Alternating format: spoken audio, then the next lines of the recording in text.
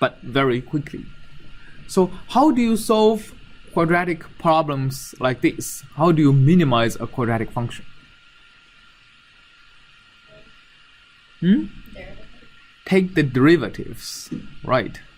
So the minimum of a quadratic function, in case the minimum is actually exist and is unique. So if the minimum exists, then the minimum has to be a point on which the derivative of that function is equal to 0. That's true for quadratic functions. That's actually true for any smooth functions. If you have a smooth function and the function has a minimum, the minimum has to be a point where the derivative is 0. And the derivative is not just any derivative, it's the derivative of j with respect to each of these si. They all has to be 0. I mean, it's intuitive. If any of these derivatives are not exactly equal to 0, why could it not be a minimum?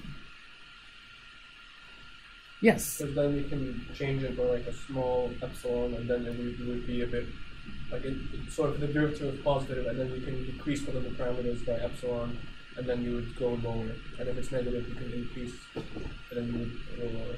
Right. So if this derivative is negative, that means we can increase si by a little bit while keeping all the other s's to be the same, and our j would be smaller.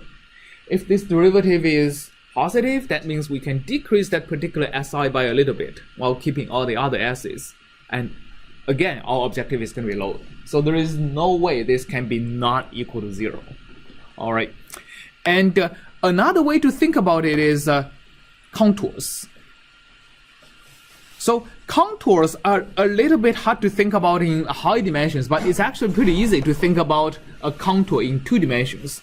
And the thought about the contour in 2 dimensions is actually very, very helpful when you generalize to multiple dimensions. A contour in our 2-dimension S1 and S2 are something like this. If you have a minimum over here, the contours around that minimum usually happens to be like that. All right. Okay.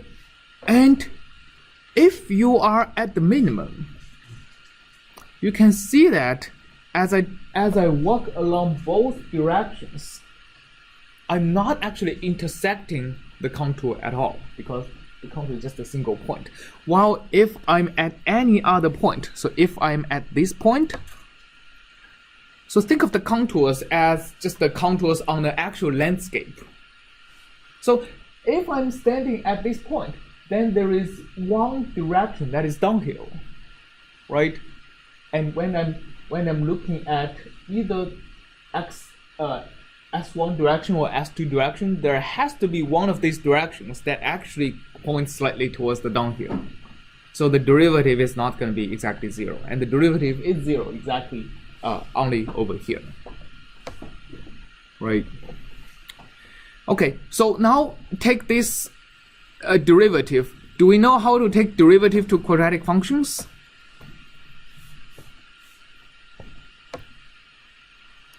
Okay, take derivative to the quadratic function. We get this derivative is equal to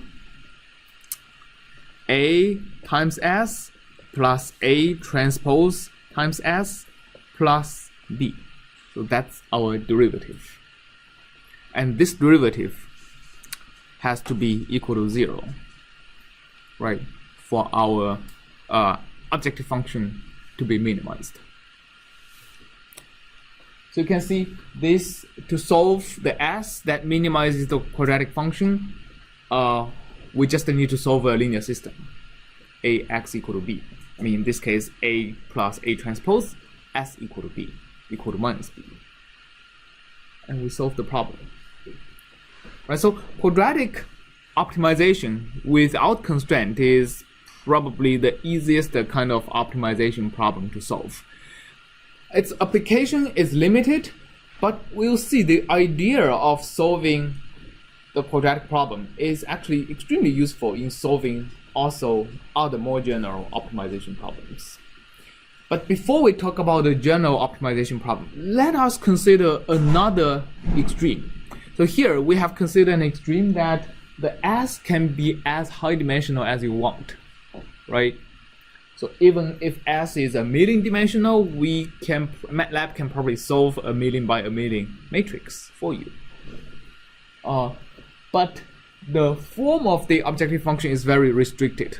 Let's look at another extreme where the form of the objective function is more arbitrary, but the dimension is only 1.